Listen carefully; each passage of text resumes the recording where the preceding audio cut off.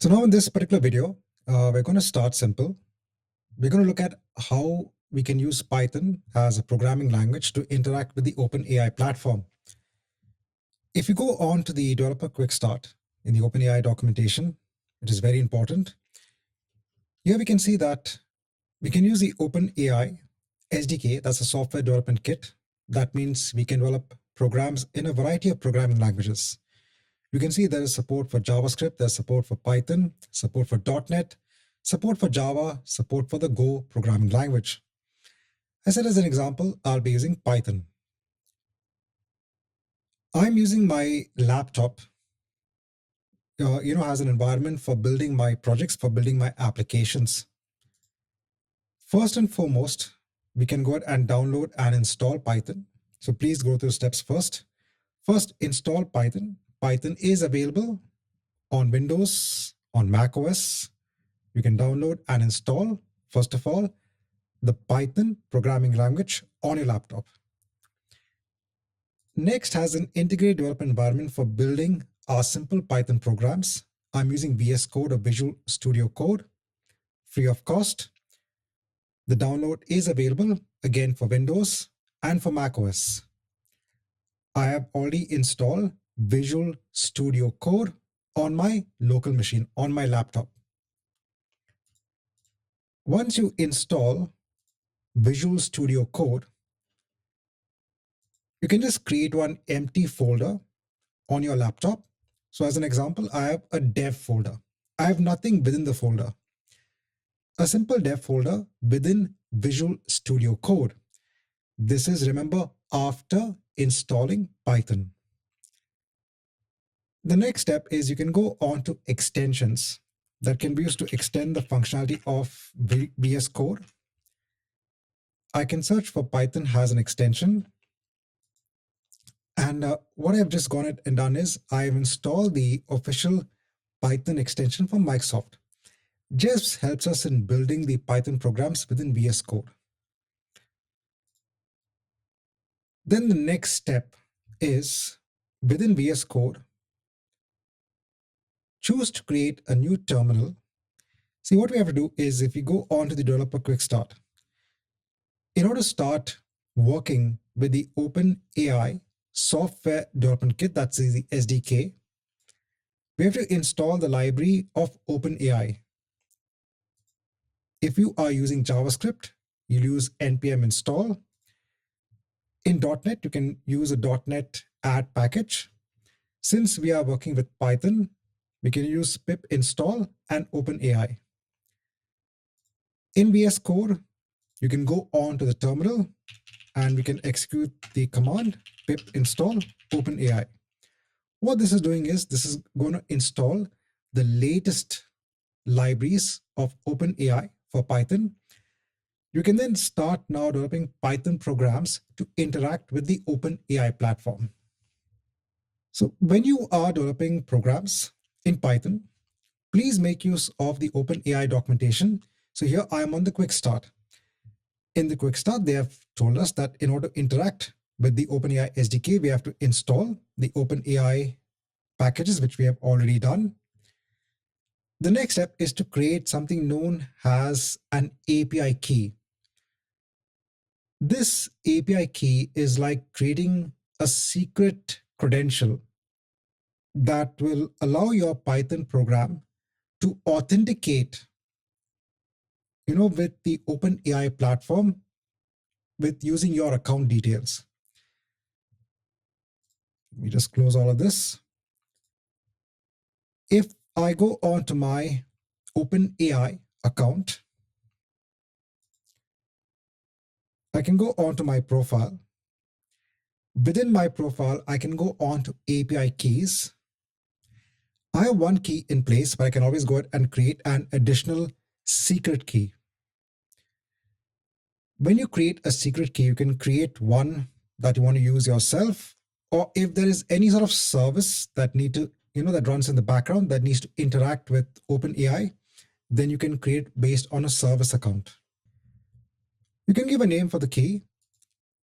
It's part of my default project.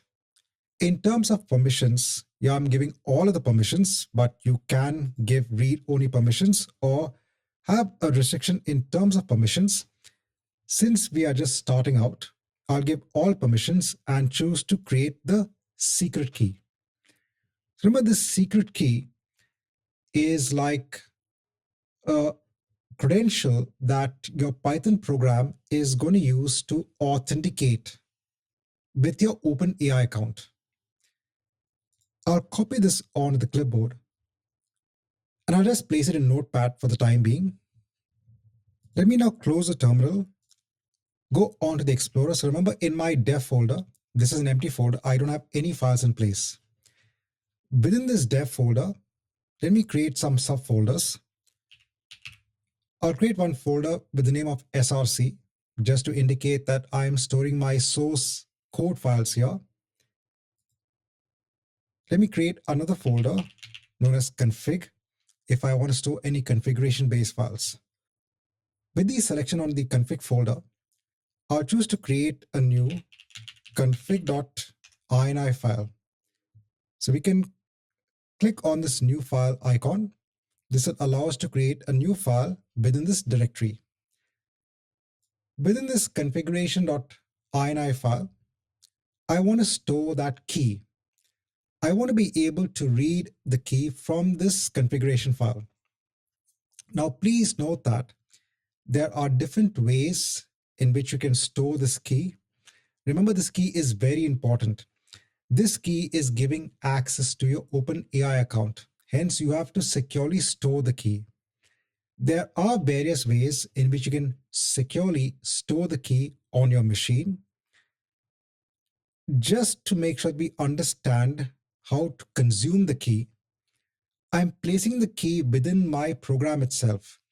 I said this is not a good practice. Do not place the key, within your code files and then upload, let's say, to a version control system on the internet. This is not the right approach. I'm telling you now itself, I'm only doing this so that everything is within our program itself, so that you have a simple understanding on how you can use the key to authenticate onto onto your OpenAI account. I'm going to add a configuration block here. So the configuration block that I'm going to add is OpenAI. And then here, let me place in my API key. Now within the src folder, let me create a new file. Let me name this as chatdemo.py. So the .py indicates that we have a Python extension-based file. So let's start creating a very simple program in which we are going to invoke the GPT-5 model. When we invoke the model, we'll send in our query as a user prompt. I'll use the import command first. To import a library known as the config parser, we can use this config parser to basically read in our API key. So I'll just create one variable and use the config parser to read the data within our config base file. So our config base file is within our config folder, and the name of the file is config.ini. So as the first step, what I'm doing is I want to read that API key. The next step is to start using our OpenAI library. I'm going to use a client variable, use the OpenAI class, and then pass in our API key. The way that I get my API key is from the config parser. So it's the name I've given here in the config file. It is in the OpenAI section and it is API_key. What we're doing here is we are just trying to create a client object that will make use of the OpenAI class Within this OpenAI class now, we have an object, and we are making sure that we pass in our API key so that we have the ability to authenticate ourselves to be able to use our OpenAI account. Now, what I want to do is I want to send a very simple query onto the GPT-5 model. How do I do this? Using my client object, I can use the responses property dot the create method. Within this, I can pass in what is the model that I want to call. So let's say I want to call the GPT-5 model. We can see that the IntelliSense within Visual Studio Code, because we've installed a Python extension, it's giving us kind of hints on what we can pass in as a value to the model parameter. We can see that we can take in GPT-5, GPT-5 Mini, GPT-5 Nano. Remember, these are all of the models that are available to us. We can use any of these models. So first is, what is the model that we want to use? Next, I put in the comma. What is our input? So I can put in a very simple text input. I'll say what are the benefits of using the OpenAI platform. So this client object is going to create a request to OpenAI. That request will tell, okay, we want to invoke or call the GPT-5 model, and we want to send in our user prompt of what are the benefits of using the OpenAI platform. Now, in order to get the response, to print out the responses coming in from the model, whatever I'm getting back from the client, let me put it in a new response variable, and let me print in response dot the output text. Let me save this. We have the ability in VS Code to run our Python file, so I'll run it here itself. So now what it's doing is it's sending a request onto the OpenAI platform with our user query, with our user prompt. You will notice that it is taking some time to get the response back. This is because by default, it's using reasoning within itself to try and give back a response. But what you'll notice here is the entire response is coming back based on our query of what are the key benefits of using the OpenAI platform. Okay, now as always, let's go through step by step. Okay, what is important in our program? As a developer, it's always very important. I just feel it's very important to understand each and every part of even a basic program. Here, what we've done is very, very simple. We have just sent a query. We have seen in ChatGPT how do we send in a user prompt. We have seen the OpenAI playground, how we can send in a user prompt. How do we call a user model and get a response back? This time from a Python-based program, we are sending in a user prompt. We are telling what is the model to use, and we're getting a response back. So what exactly is happening in the background? First and foremost, what's very important is we are using something known as a responses API. Before, if you wanted to, from a program, if you wanted to send a request to an underlying OpenAI model, you would use something known as the chat completions API. But now the responses API is kind of the newer version in getting responses from the underlying model, and it has support for text and image inputs and text outputs. One of the key benefits of using the newer responses API is, first of all of the newer features of calling in the models is going to come, first of all, in this responses API. So we should be used to using the responses API. In the chat completions, the older version of the API, if you wanted to send in text and images, you would have to call kind of multiple endpoints. But here, with the responses API, when you send in your request, it has support for sending in both text and images. It's much more cleaner in the way that you probably call functions, you call tools. A lot of, I said, there's a lot of newer features being added onto this newer way of calling the model. So what is this? What are we doing here? Well, within our program, we have the OpenAI class. The OpenAI class has obviously a lot of methods. One of the methods is, from the responses based kind of property, is to create something known as a response, to basically invoke a response from the underlying model.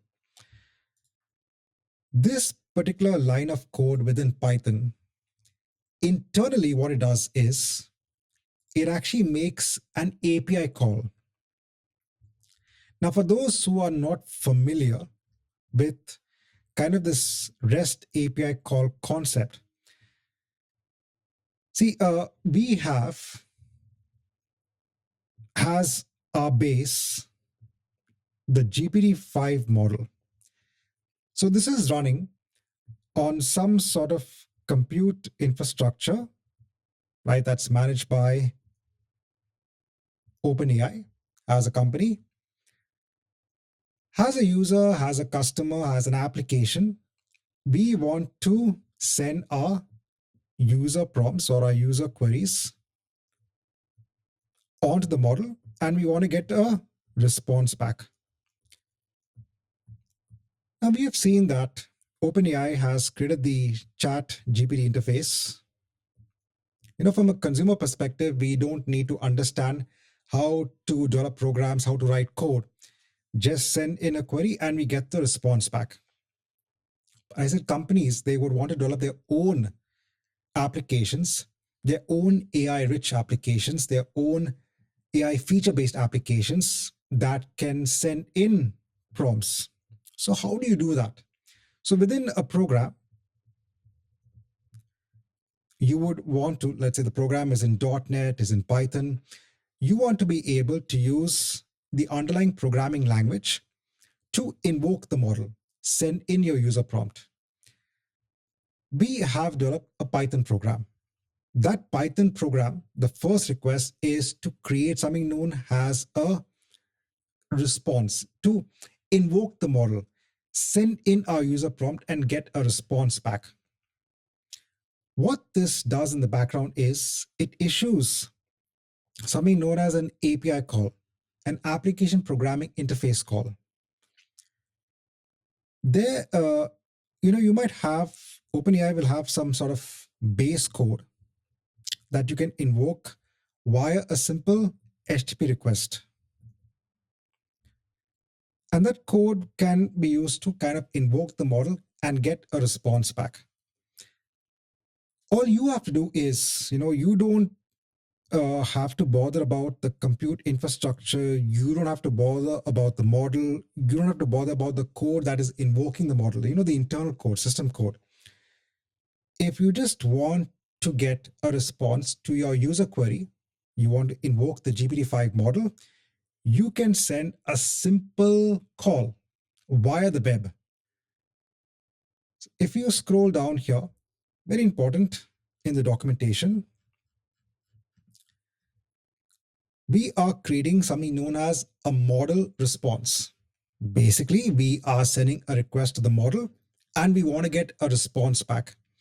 So in the end, our code of client.responses.create, internally what it is doing is, it is making a post request to this particular URL, right? That's the API of OpenAI, version 1 of the responses.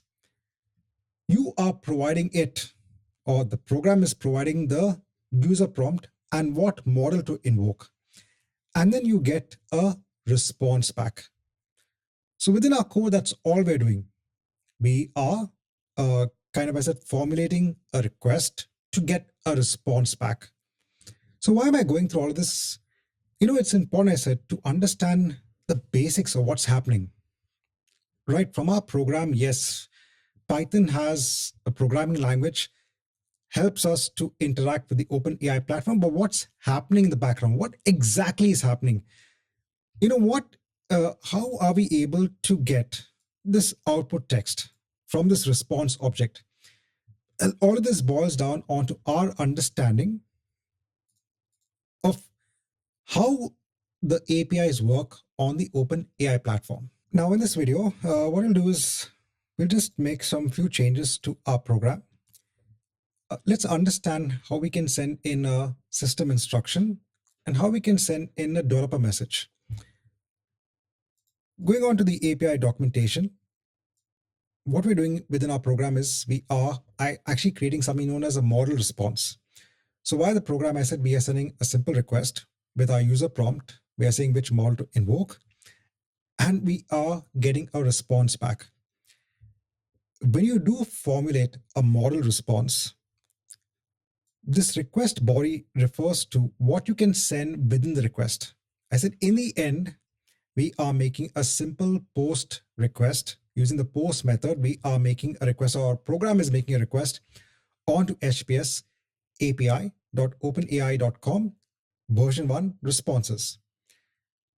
Within the the request body, we can see what all we can pass. Within our program, we have passed in the name of the model and what is the input. How do we get an idea on what are the parameters we can pass in to this create method? This idea can actually come about by understanding what are the various parameters that are accepted when we send a request to the responses API. So for example, we have the input. In our program, we sent a very simple input. This was a very simple text input. If I scroll even further down, you will see the model. So this represents the model ID that is to generate the response, like GPT-4o or O3, which is the reasoning model. So on this page, you get a pretty good idea on what are the different types of parameters that are accepted when you make a call to the OpenAPI platform when you want to create a very simple responses object. What we're trying to do here is we are trying to make a very simple call onto our model, and we're trying to get a response back. There's something known as instructions. Now, this is a system or a developer message that can be inserted in the model's context. Here, the instructions from the previous response is actually not carried over to the next response.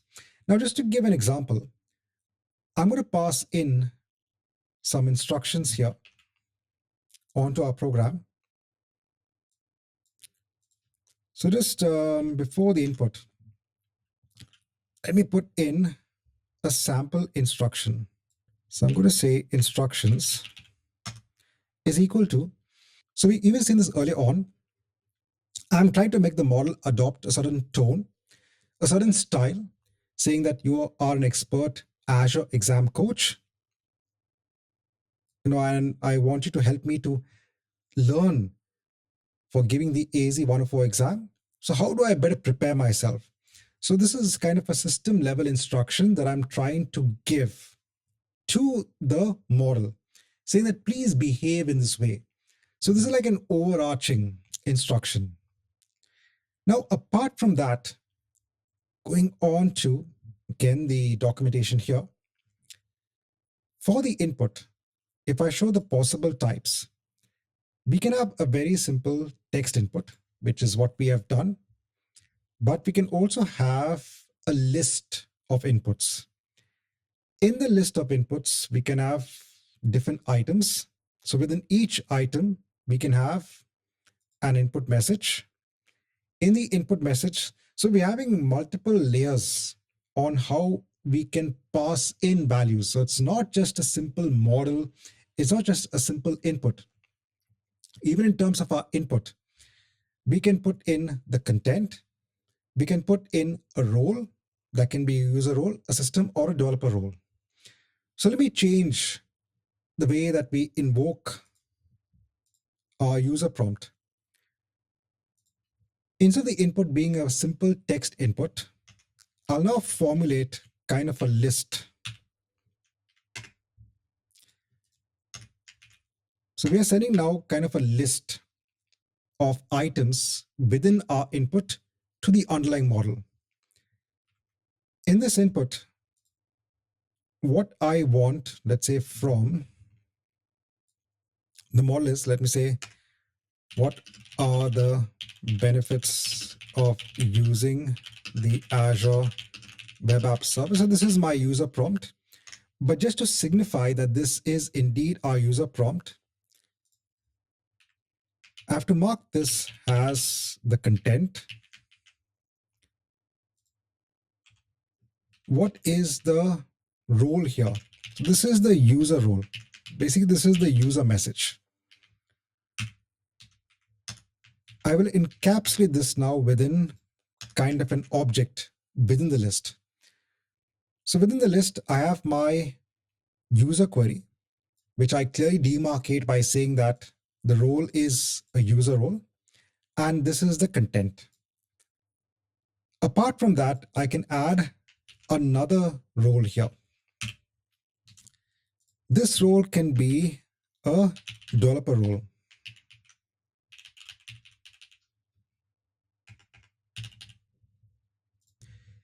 So the system instructions is something that you can change prompt on prompt.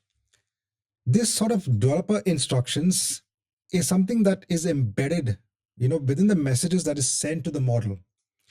So as an example of sending in a developer message, let me put in the content here. So I'll put a comma. Again, the same thing, a content. This is all based on the OpenAI documentation on how do you formulate the input. So now we have a list.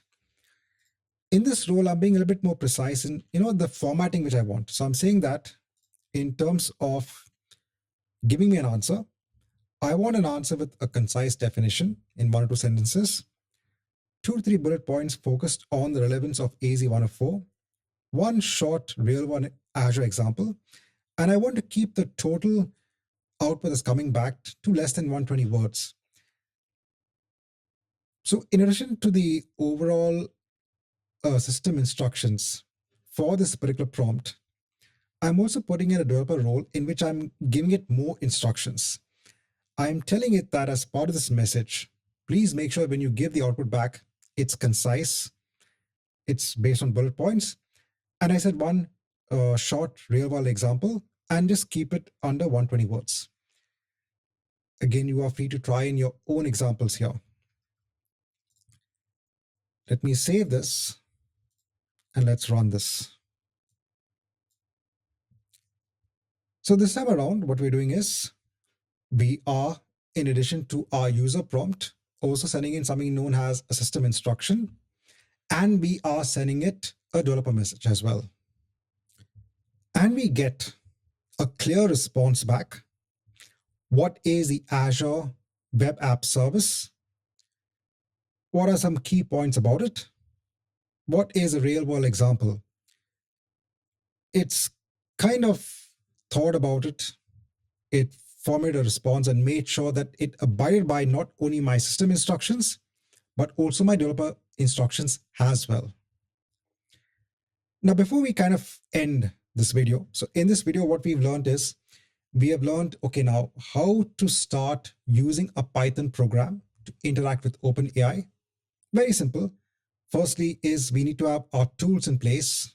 The tools we require is having Python installed on our local machine, having VS Code, an editor in which we can develop our programs. We install an extension in VS Code that helps us to better develop Python programs. We create something known as a secret, an API key, in the OpenAI platform that would allow our program to authenticate itself with the OpenAI platform with our account. We install that OpenAI library that allows us to use the OpenAI classes within our program. We are then using the client object To create a response, we are invoking the model. We are giving it clear system instructions. We are giving it a developer message, developer instructions as well. And then finally, what is our user query? As a final aspect, if you want to understand what's coming back in terms of the response object. So I said we are sending a query to our model.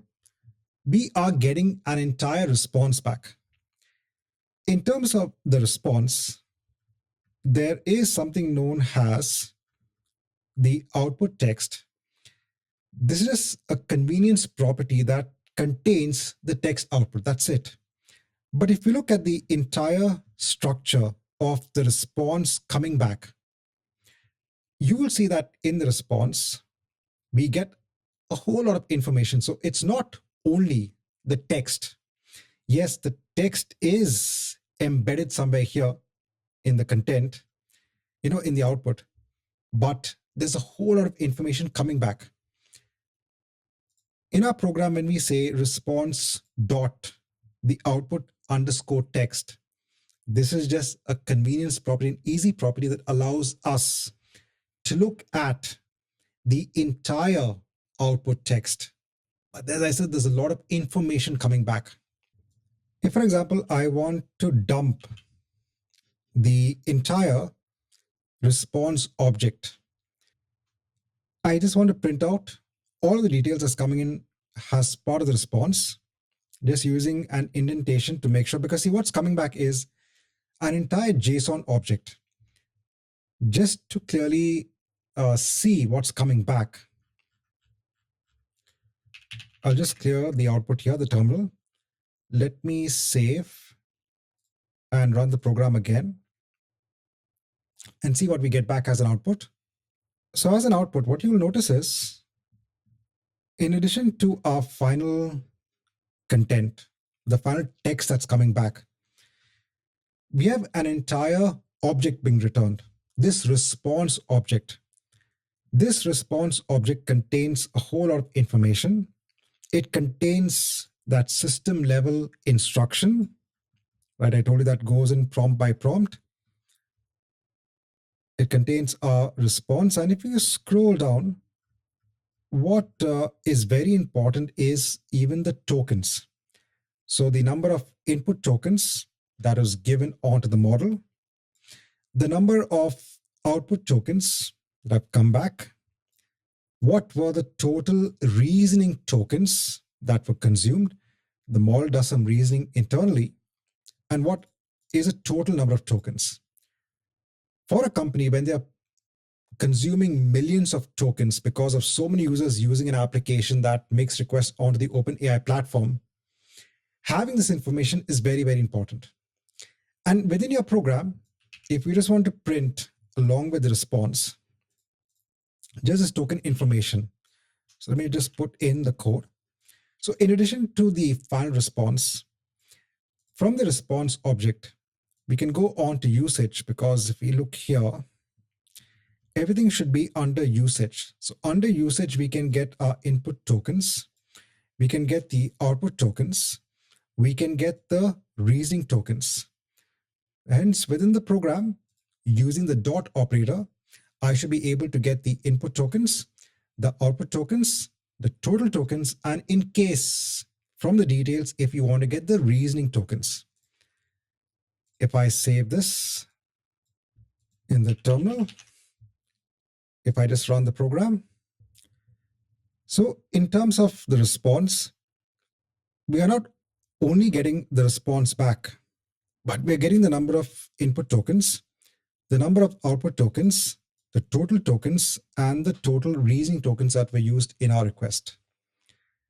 Right, so this marks the end of this video, in which we have looked at how do we now hop on board using Python as a programming language to interact with the OpenAI models.